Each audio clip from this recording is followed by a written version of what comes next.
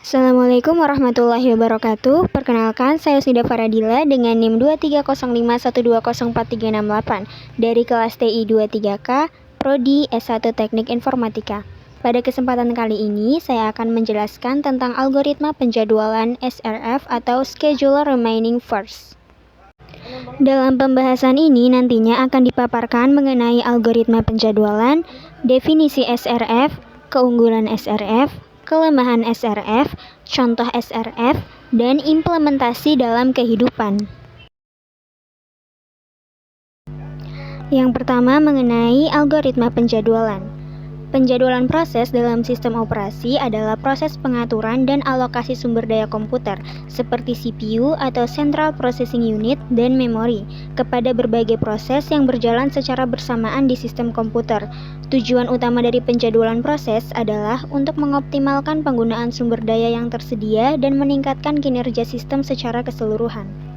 Secara umum, konsep penjadwalan proses melibatkan beberapa aspek, termasuk 1. Manajemen proses. Ini mencakup penciptaan, penghapusan, dan pengelolaan proses di dalam sistem. Proses adalah unit kerja yang independen yang berisi instruksi yang dieksekusi oleh CPU. Yang kedua, antrian proses.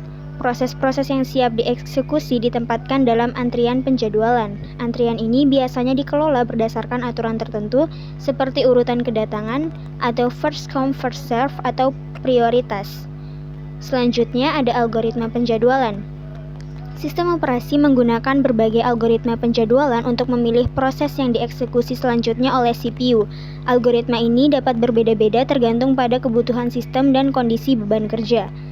Yang keempat yaitu konteks beralih atau konteks switching.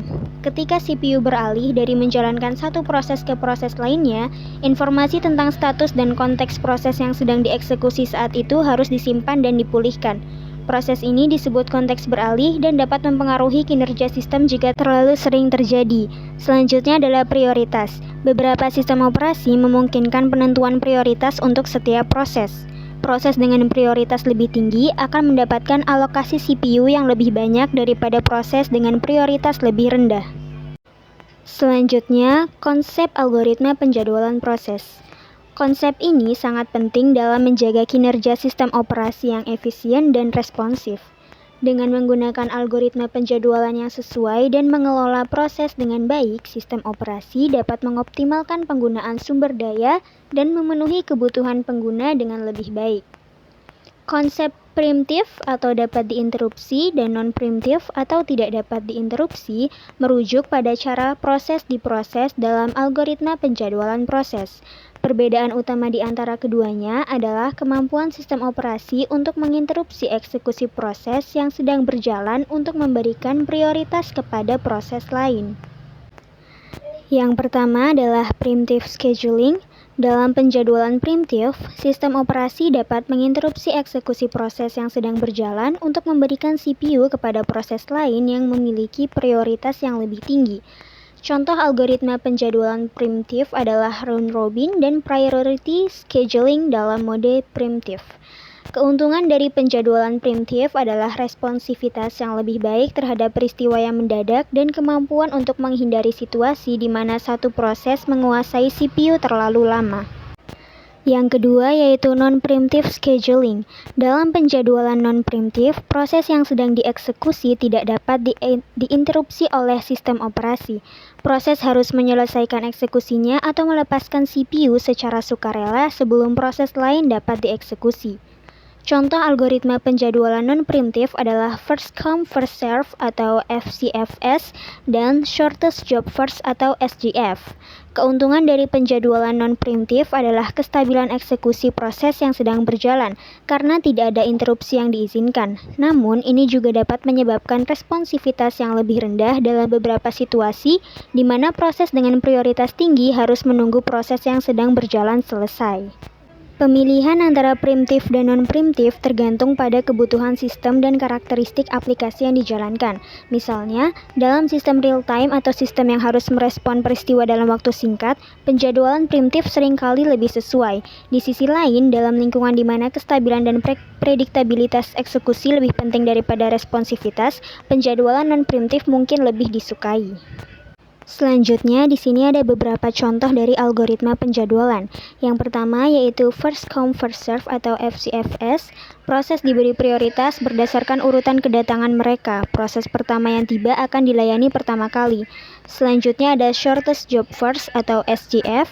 Proses dengan waktu eksekusi terpendek diberi prioritas. Proses dengan waktu eksekusi yang lebih pendek akan diproses terlebih dahulu. Yang ketiga ada Scheduler Remaining First atau SRF. Proses dengan sisa waktu eksekusi terpendek diberi prioritas. Jika ada proses baru dengan sisa waktu eksekusi yang lebih pendek daripada yang sedang dieksekusi, maka proses baru tersebut akan diproses terlebih dahulu. Selanjutnya ada round robin. Setiap proses diberikan waktu eksekusi tetap di CPU. Jika proses tidak selesai dalam kuantum yang ditentukan, maka CPU akan dialokasikan ke proses berikutnya dalam antrian.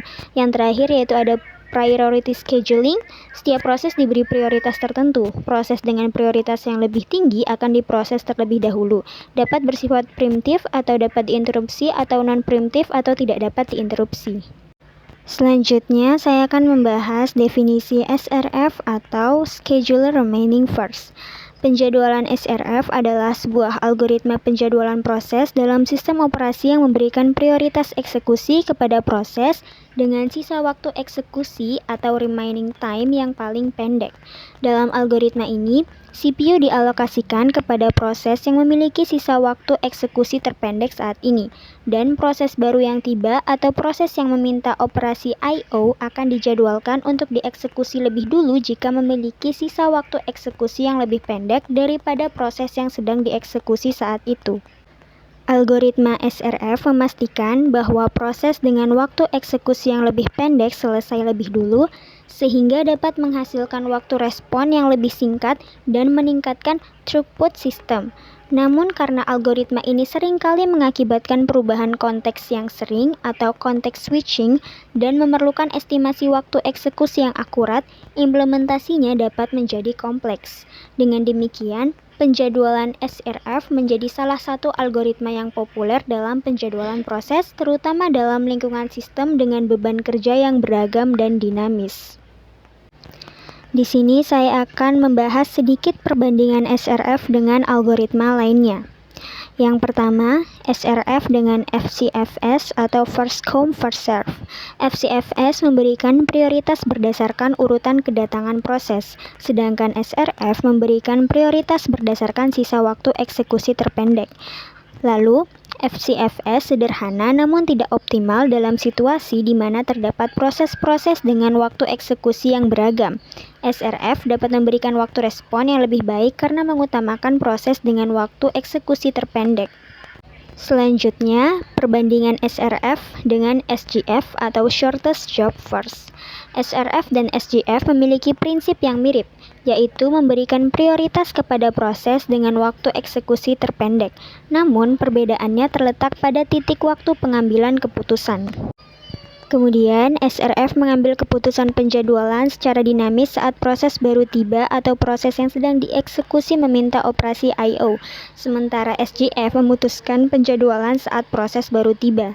Dan SRF lebih responsif terhadap perubahan dalam beban kerja dan memungkinkan adaptasi yang lebih baik terhadap kondisi yang berubah. Selanjutnya, perbandingan SRF dengan round robin. SRF dan round robin sama-sama menggunakan konsep waktu eksekusi terpendek, namun dalam konteks yang berbeda. Round robin memberikan setiap proses waktu eksekusi tetap atau kuantum, sedangkan SRF memberikan prioritas kepada proses dengan sisa waktu eksekusi terpendek saat ini. Round robin memiliki keunggulan dalam mencegah situasi di mana satu proses mendominasi CPU terlalu lama. Namun, SRF dapat memberikan waktu respon yang lebih baik jika terdapat proses-proses dengan waktu eksekusi yang berbeda-beda. Selanjutnya, di sini ada keunggulan SRF. Yang pertama, yaitu responsivitas tinggi. Proses dengan sisa waktu eksekusi yang pendek mendapatkan prioritas untuk dieksekusi lebih dulu. Hal ini memungkinkan sistem memberikan waktu respon yang lebih baik terhadap proses-proses yang membutuhkan penyelesaian cepat. Yang kedua, ada optimalitas.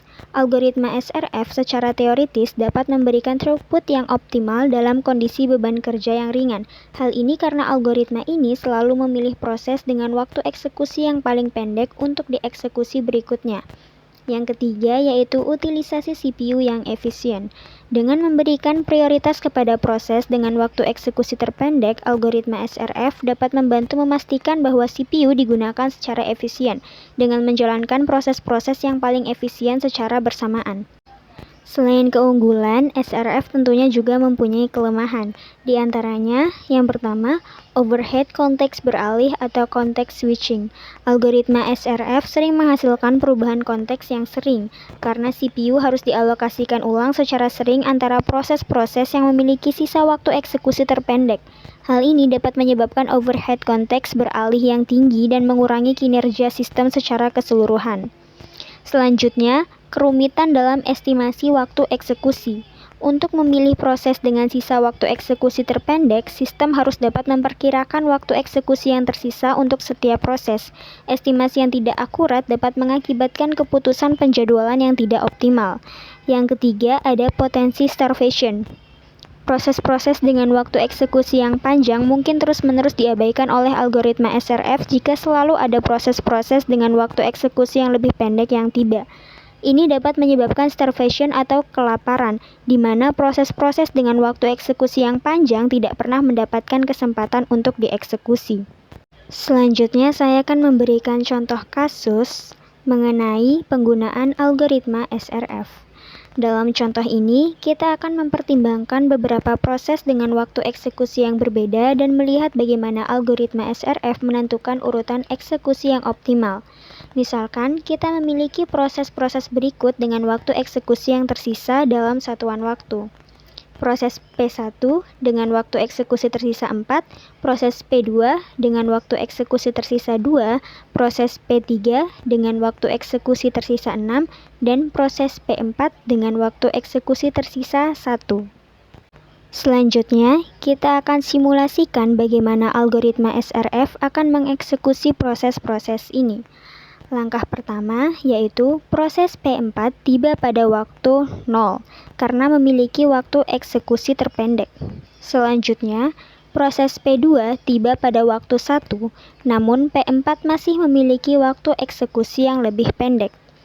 Lalu, proses P1 tiba pada waktu 3, namun P2 memiliki waktu eksekusi yang lebih pendek daripada P1.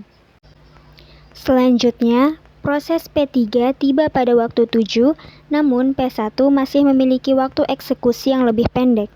Lalu, proses P1 selesai pada waktu 7, dan karena tidak ada proses lain yang memiliki waktu eksekusi yang lebih pendek, algoritma menyelesaikan proses P3. Langkah ke-6, proses P2 selesai pada waktu 13, dan karena tidak ada proses lain yang memiliki waktu eksekusi yang lebih pendek, algoritma menyelesaikan proses P3. Yang terakhir, langkah 7, proses P3 selesai pada waktu 15.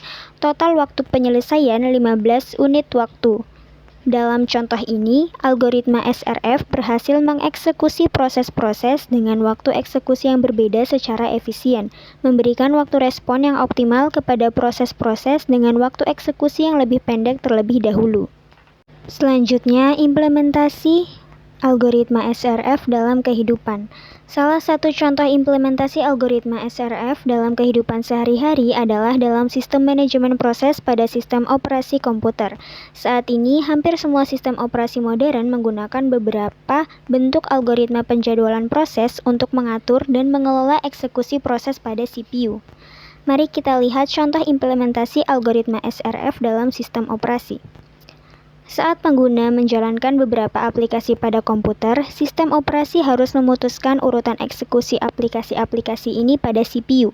Algoritma SRF dapat digunakan untuk memberikan prioritas kepada aplikasi dengan waktu eksekusi yang lebih pendek, sehingga memastikan aplikasi-aplikasi ini selesai lebih cepat dan memberikan pengalaman pengguna yang lebih responsif. Misalnya, ketika pengguna membuka beberapa aplikasi seperti browser web, aplikasi pengeditan gambar, dan pemutar musik, sistem operasi dapat menggunakan algoritma SRF untuk mengatur eksekusi proses-proses aplikasi ini pada CPU. Aplikasi dengan tugas-tugas yang lebih singkat akan diberikan prioritas sehingga selesai lebih cepat.